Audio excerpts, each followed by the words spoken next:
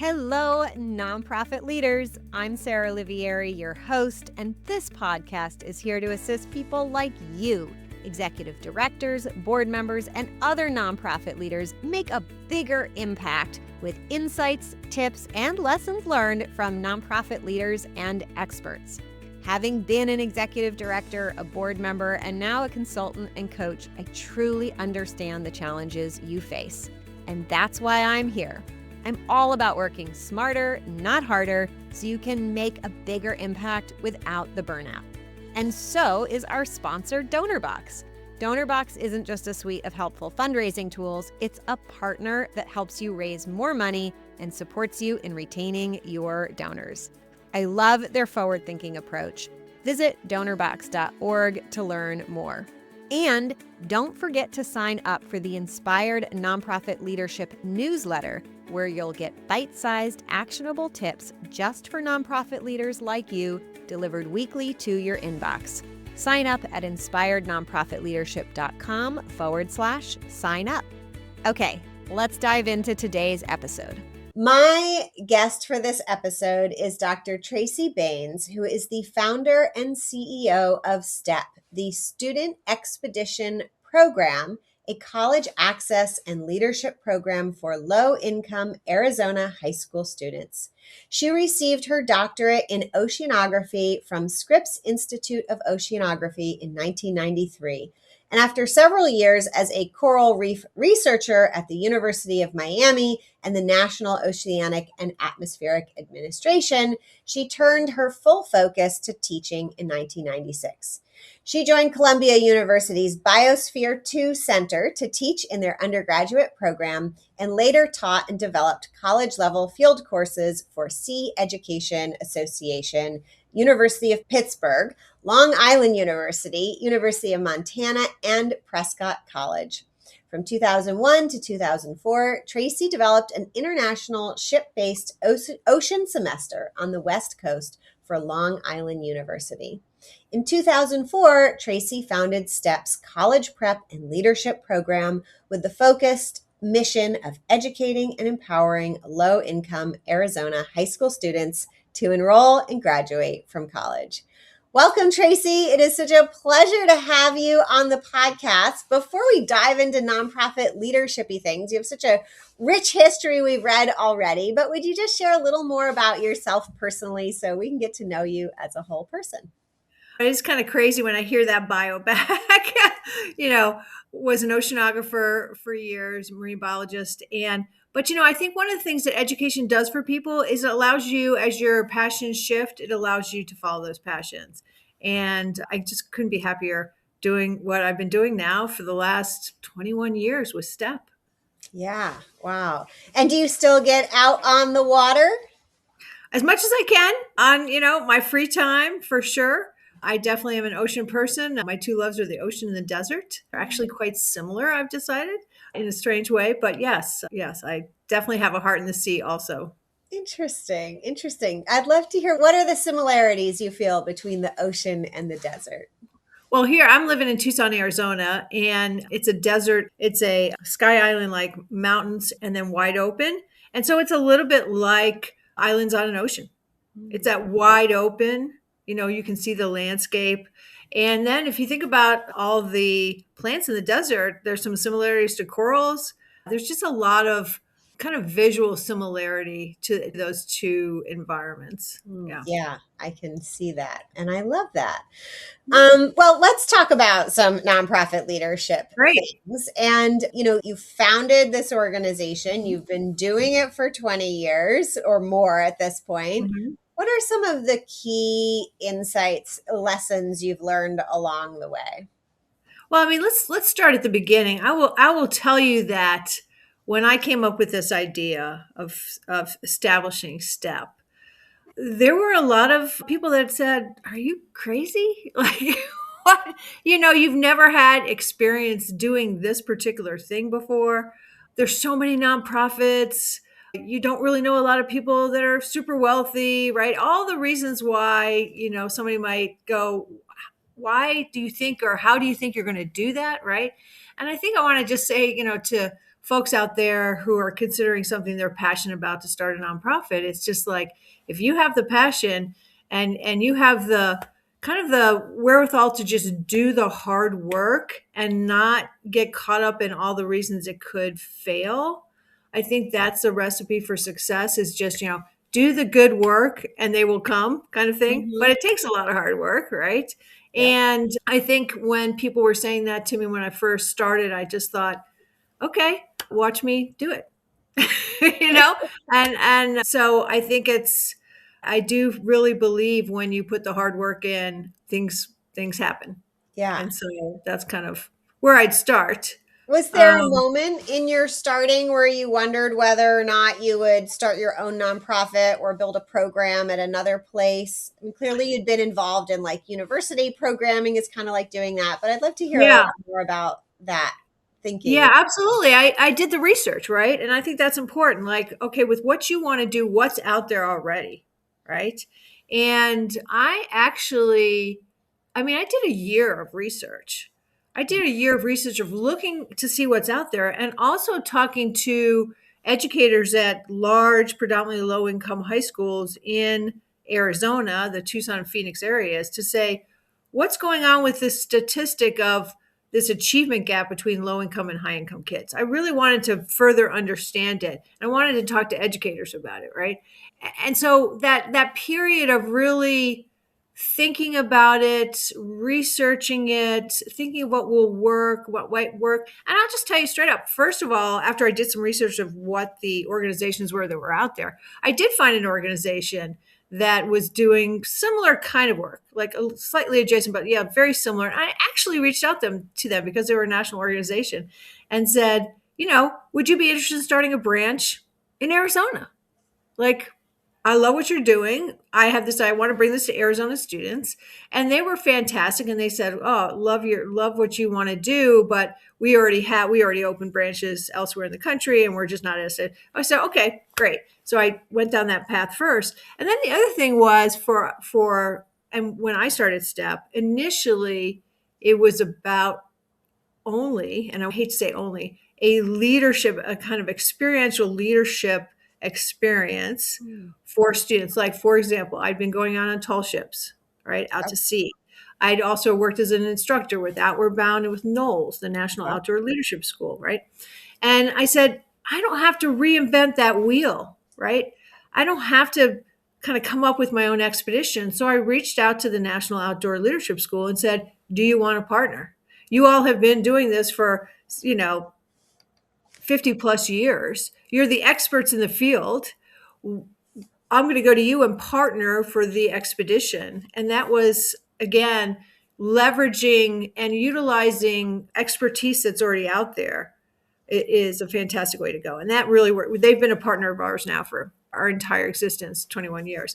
Yeah. And then in starting with them, once we were in for a few years, recognizing we need to enhance our program to this whole multi-year college prep program. So it was kind of organic too as you go. You see what is needed, and as you're in the situation, then you're building as you go to best meet the need and get better and better at meeting the need. Yeah.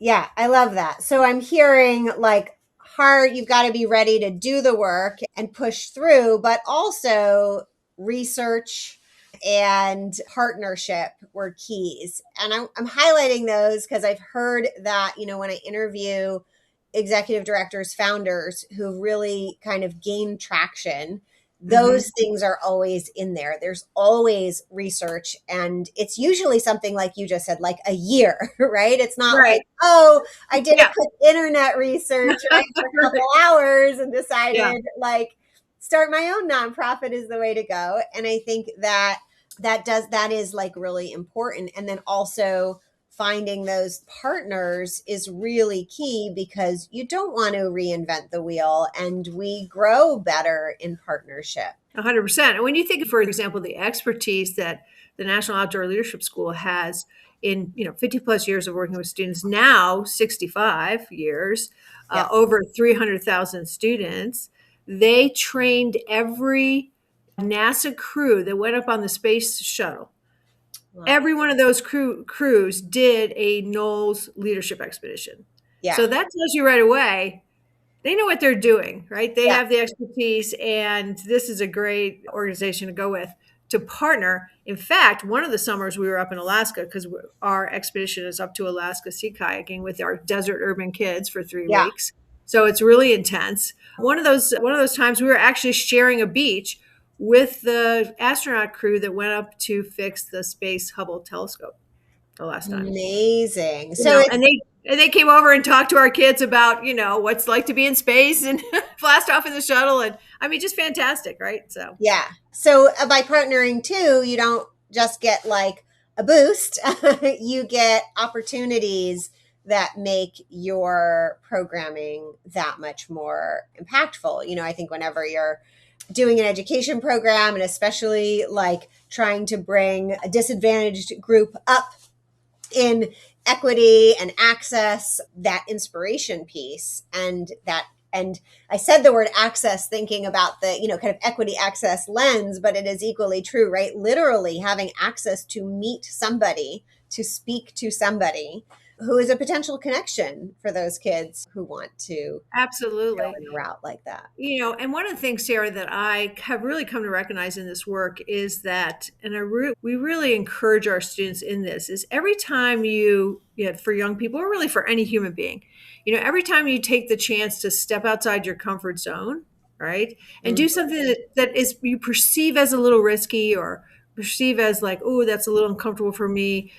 Every time you do that, you're growing your confidence to do the next opportunity that's coming up. And if you don't gain that internal confidence, I say, as adults, we can tell young people until we're blue in the face that they can do anything they want to do. But until they start believing it internally, that Yeah. doesn't really click. And so that opportunity to just have those opportunities, take those opportunities as they come up, even though they're not your known world, Yeah. is a big thing. So true. I want to ask you about that more. I'm a huge believer in experiential education, and I actually Mhm. grew up attending farm and wilderness summer camps where very, you've heard of them, close, cousins. I think it was maybe even some of the early Knowles people were F&W people, but the magic of the place. And now my son goes there. Like, this is a very old organization that is really good at fostering community and supporting young people in having that just outside of their comfort zone, Mhm. courage and bravery. And oh my God, I can do this. As a young girl, I went to the all girls camp, and we were using power tools and axes and going on, serious trips. I did a 10-day canoe trip in Canada, and just to be independent like that is really powerful. And I want I'm, to ask you, yeah. yeah. Well, I'm going to say, very interesting, that I had a very similar kind of upbringing during my summer. I Oh, spent all my summers, 5 weeks at a time, at a place called Camp Seafair, which was a camp for an all girls camp. They had an all boys camp too, but it was yep, like sailing. We learned how to sail, and yeah, all sorts of activities, and just being and kind of that leadership training and that kind of stepping outside and learning new things and becoming experts and being away from mom and dad, right? All that stuff, like, and then becoming a counselor, yeah, right, at that yep, camp. And then that further development and those skills of leadership, et cetera, like, and that confidence building that came with that was yeah, huge, yeah, right? And it yeah, really has impacted the rest of my life and what I do. Yeah. And so huge absolutely. shout out to, I love it. that summer camp experience is huge. Oh, it's huge. And actually, I'm also a sailor, and I use those bravery skills to now be a woman sailboat racer captain. And Yep. this year, I've most of my experience is our local perf racing, but I started Mhm. getting into one design. And the world championships for my type of boat, I race a J80, is happening within driving distance. And I was just like, I'm going to go Yeah. because why not? Right? And Oh there's a my lot gosh, of hard. that's so funny that we share this sailing because I've raced too over my life, and that's so interesting that we share this sailing racing thing together. That's very neat. Yeah, but so I think it speaks to understanding the connection between pushing yourself. And what I want to ask you about is, because you're an expert in this, I'm sure you think about how do we help the youth, but I think there's so much of this same understanding about experiential teaching and pushing yourself as a leader. I think we become better leaders by putting ourselves through these types of ongoing situations, right? You and I had it as campers. I continue to put myself in situations now. Yes. I have my whole life. But I think that applies to being a great leader. So I'm wondering about your thoughts about like that. How do you apply these same thinking to growing your team, your staff, your board, and bringing along adults in helping you lead your organization? I think one of the key things for that is identifying people that really are passionate about the work. I Mm-hmm. really do. You can't, I say when students apply to our program, and I say to our staff when we're looking at our applications, we're looking for an indication that they're willing to work hard, right? Take the most challenging courses, et cetera, right? Really, we raise the bar high. But we're really looking, one of the key things we're looking for is internal motivation, Mm-hmm. right? Because you can give people a lot of things. You can give them confidence, you can give them a larger worldview, right? But this internal motivation, that's something very hard to give someone else, right? So in the same vein, the passion for the work that we do. And this is I think this is the similar approach I take when I'm reaching out to potential supporters, right? Yeah. Everybody has their passion. It's all over the board, right? What you get really excited and passionate about. And when I find somebody that is really excited about, kind of generational change through success in higher education, then it's just such a win-win. It's just such an absolute positive thing for everybody around, and you get the passion, right, and you get the commitment, and you get the long-term support. But same when I'm thinking about staff and board and that sort of thing, that's the core of what we do. It's so key that the honest passion about what we do. I think, I can say for our staff, we give our kids and families our heart and soul, and we do that consistently on a day in and day out basis because we are so passionate about what we do. That's the key, that's the core. And Yeah. same with board members, same with supporters, really anybody that's coming into your organization. That to me is the key piece. Yeah. I love that. And I really kind of heard you say passion and internal motivation as two like Mhm. intrinsically linked things. And that makes, to me, when I put on like my, leadership coach hat, I'm thinking internal motivation means like self-learners, self-driven, kind of natural leaders. And I often think about in the nonprofit space how many nonprofits are starved for enough leaders inside their team, usually because they've taken kind of a poverty mindset. They've offered lower wages. They've taken whoever would Oh, do the job for the money. And then they wind up with this problem. They're often understaffed in general, but within understaffed, they like have a lot of people who could maybe assist with stuff, but not enough brains ready to like make hard decisions and generate new ideas and be ready to try experiments, all the things that I think make us achieve our missions or get closer to achieving our missions. yeah. I think that's a really important point you bring up, is that nonprofit work should not be working for really low wages. Yeah. That shouldn't equate. And I mean, that's one thing I felt really strongly about in our organization. We have got to offer an entry salary into our that is a living wage, that is something that people can feel very good about, and with the recognition that that's going to grow over time. Yeah. I think that is huge. It's really hard. I would say nonprofit, for profit, anything you want to say. It's hard to find really good people. It really is. I've come to recognize that over 20 some years. And when you get them, they're absolute gems.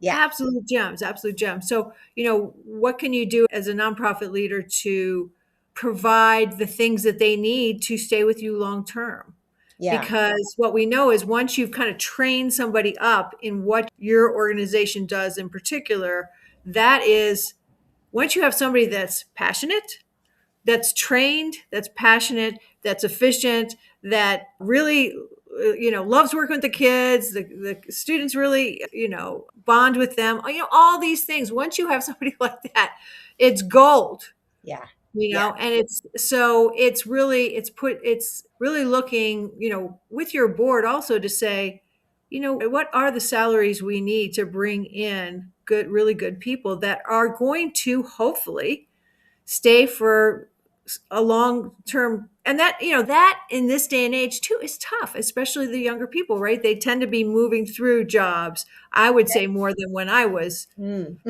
in my 20s, right? Was a long, you get with something, you tend to stay kind of longer term. I Yeah. think that culture is very different now. And Yeah. so, to attract people that are going to come and stay with you for a while, Yeah. that's a that's a tough road. Yeah. That that's so critical. I just want to drive your point home with two examples or two related points. One is all the top fundraisers that I know who coach other nonprofits in how to raise millions of dollars. They all say like putting in the real salaries that you need and having the real budget with all those expenses that you really Mhm. actually need, not just like bottom line, but to like move the needle on your mission, that makes it easier to fundraise more, not harder. Because wealthy individuals who are ready to give hundreds or millions of dollars, hundreds of thousands or millions of dollars, they know that value. Mhm. And they recognize that nonprofits who aren't doing that are cutting off their own feet. And on the flip side, the other point I would just share is I know I'm seeing this pattern in the world of entrepreneurs that I belong to. And there are quite a few of my favorite, most brilliant for profit, like let's make the world a better place entrepreneurs. They Mhm. are millionaires today. They started working at nonprofits. They were paid horrible wages. They experienced terrible dysfunction and they were like, I'm out of here. And I just can't help but think like those nonprofits didn't hold on to these brilliant people who could have, driven their mission forward and helped them figure out how to bring in the money because these are like the highest level, entrepreneurs, Mhm. so capable. They know how to do all the things really, really well. And I'm sorry, nonprofit space, that you lost them for not Right. paying them enough. They were Right. worth paying more. They Right. would have had such a big return if you had kept Yeah. them. What the outcomes of your work are critical. Listen, we are completely donation based. We raise every year. We raise the revenue that we need in order to work. I think it's important to have a reserve. I think, to be fiscally responsible as a nonprofit, you must have a reserve. You can't always be, but the goal is to raise your expenses every year, right? Yes. And then have that reserve if you need it. But it's all, oh, I was going to say, we've never gotten government funding. Never. And that's working out for us right now, Yeah. right? Yes. And we have these really long-term supporters and it all comes down to outcomes. It really, and everything that we do, I will say, Sarah, I've been working for 21 years and my staff knows this about me and my board knows this, but like, it's always been about making our program better, Hmm. not necessarily expanding to the next thing you're going to do. It's like, with what the core thing that we do, how can we get better and better and better? And then you get the outcomes, right? And literally, I'll just give you a statistic for our program: 96% of our alumni are in college or have a college degree. Yeah. That's spectacular. How do you get those outcomes? And one of the things working in this space in particular is we're not just talking about giving a statistic like this is the percentage that go to college. That we're talking about persisting in college and literally getting a college degree. What is the outcome? Like, that's the important outcome. It's not that you Yeah. went to college, because so many people drop out of college, right? That's true. So we really track our alumni. We absolutely make sure that we can provide our donors with very statistic based in reality of what our alumni are doing, right? So it's outcomes driven. And to get those outcomes, you have to have really good people working with the students. You have to have a really good program. You have to continuously work on making that program better and better. And I think that's also what drives donors to say, yeah, why would, think about that. If my passion is generational change through success in higher education, aren't I, aren't I going to invest in an organization that is showing me that, in fact, they are doing what they are proposing they are doing, right? In real, like, hard numbers, like this is the reality. And I think that basing your growth and your outreach to donors on kind of this outcomes, like, Yeah. no, really, if this is what you're passionate about, we do this really well. Yeah. And then it's a win-win situation, because this is the other thing I've learned over the years is, it's not about selling your program to donors at all. It's about finding people who, if you come into their lives with STEP, their lives are going to be enhanced because they want to give. That's part of what enhances their life, to give to something that they're passionate about. It's just such a win-win situation, Yeah. versus a selling kind of thing. I've really come to recognize, because when you do get these partners, these supporters that are partners to go on this journey with you, it's just such a positive situation all around. One of the things too we feel really strongly about in that realm is that we're not we're not sending a bunch of stuff to our donors. I think that's one of my pet peeves. Even when I'm donating to organizations, don't send me a bunch of stuff in the mail. Don't spend money doing that. But the single thing we do for our donors is, once a year they get a very heartfelt, content rich letter from a student that's been Mm. impacted by the program. Mm-hmm. Yeah. Simple but true and genuine. And it's speaking to their passion of why they are doing this. And so we get these very wonderful long-term donors.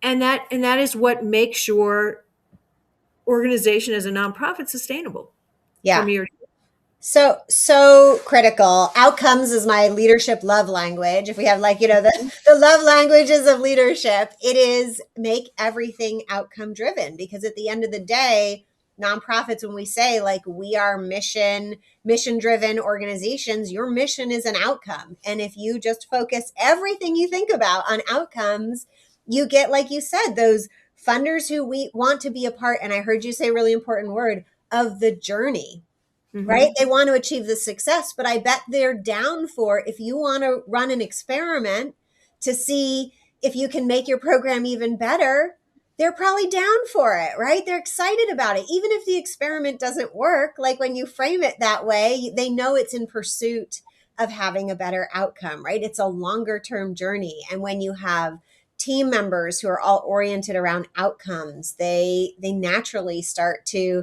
innovate and think about, how can I improve? And you talked about measurement, which is really key. And I, I have an unvalidated fear, because I see too many nonprofits not really doing the hard work of measuring their outcomes. And it is It's hard hard work. work. Every time I It's hard work. have a webinar or something on measuring outcomes, I am so disappointed, because it's almost always a financial oriented webinar. I'm like, money's really easy to measure, people, Mhm, right? Like, mhm, mhm. the Yeah. other outcomes take work, and we have to invest in them. And my fear, which is, not based in science, is but in experience, is that nonprofits are sometimes afraid, if they invest in all that hard work, they might realize they have a bunch of work to do to make their programs even better. Mhm. And And that's one thing I think that's one thing I can say from the get-go is our focus has always been, how can we make this program better and better, like in a deeper sense, versus expanding to other things, because sometimes when nonprofits have success in something, I think this mission drift is mm, a real thing that happens in the nonprofit space. And we have really worked against that.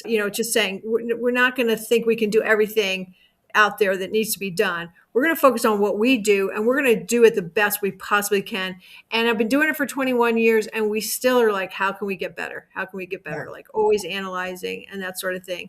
And listening to our students and, their evals and then seeing where their outcomes, and that following up on the outcomes is, like you said, it takes a lot of work. But I felt from the get-go, if somebody is supporting us, we have got to be able to report who's what's the percentage of our students getting a college degree, because that's what we Absolutely. say.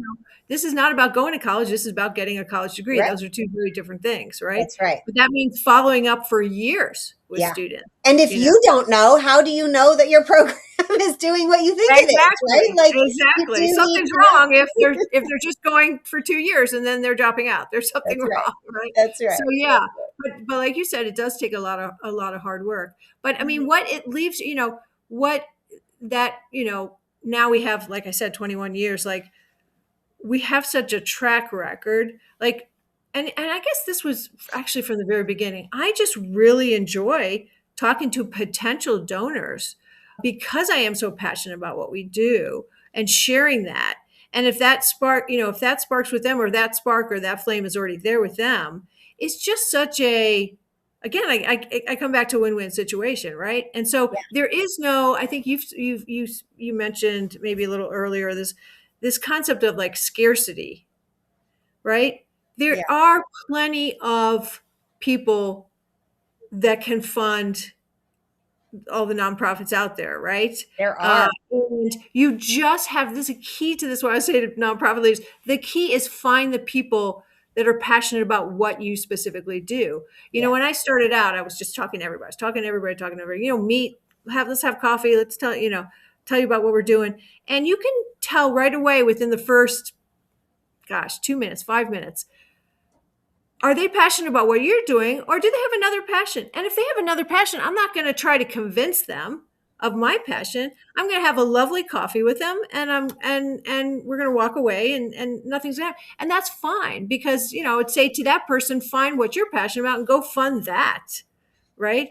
But when you find those people that are passionate about what you do, and you can really back it up with, we actually, if you're interested in this, you are going to want to invest in us, because look at the work we're doing, and look at the general change, look at the ripples, look at the impact we're having on the world and these families and the larger, cousins and, siblings, and it's just massive, right? Yeah. So then you're coming from a place of actually abundance, that this is the positive work we're doing in the world. And if you're passionate about this, wouldn't you be excited about coming on board with us to do this work?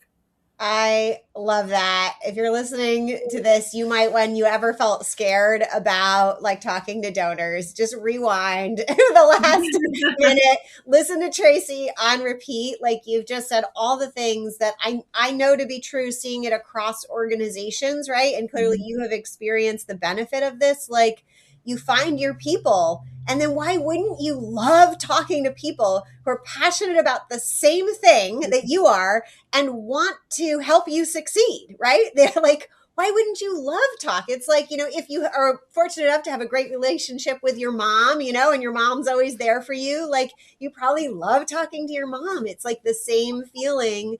And not everybody has that relationship with their mom, but you have those people who care so much about you succeeding as an individual, as a leader, as an organization. They're Right. super fun to talk to, Yeah. right? They're like Yeah. talking to a coach, or they are your champions. And that's Yeah. how it should feel. And like you said, it is such a win-win. It is, there's this, is it relational? Is it transactional? I think the real line between those is a little more blurry than some folks would like to say. But I always like to say that like your people are those people who want to say, I help make that happen.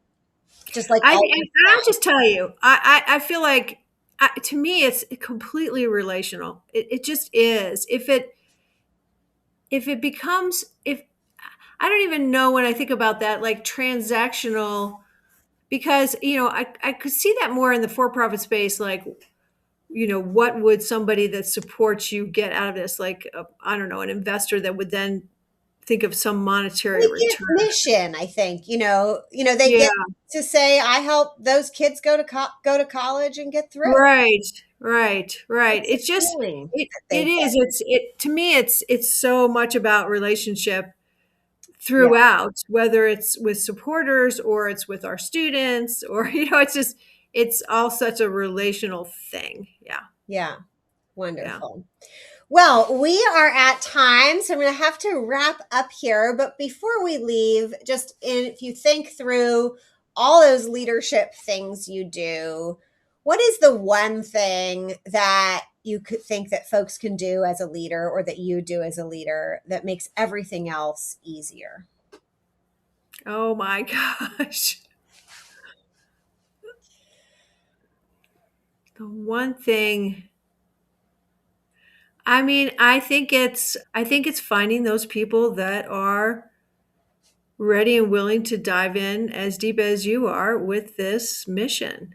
Yeah, And then once you have that, you have magic. I love Yeah. it. Thank you so much for those listeners out there thinking like, I want to follow what Tracy's doing. I want to learn, how she's learned how to do these things. Who should be reaching out to you or to Step, and what's the best way for them to do that? Well, I'm happy for anybody to reach out to me, whether it be somebody that's thinking about starting a nonprofit, happy to give some advice, whether it's somebody that would like to support our work, somebody that's more interested in just learning about our work, any of the above. So, first of all, I would just say one super easy way to say is go Google Step College Prep or Google Step Expedition. We'll pop right to the top and you can go to our website. My contact information is on there. And yeah, I would love for people to see what we're doing and see if this is something that they're passionate about and connect with them. Wonderful. Well, thank you so much, Tracy. And thank you for you out there listening, and for everything you do to make our communities better. And until next time, I wish you all the best. You've been listening to Inspired Nonprofit Leadership. Thanks so much for tuning in. Be sure to subscribe so you don't miss a single episode or the bonus episodes. And while you're at it, please leave a rating and review, and be sure to share with your friends and colleagues. Tune in every week for more useful insights and wisdom on nonprofit leadership. Thanks so much for all you do for the communities you serve. Until next time, all the best.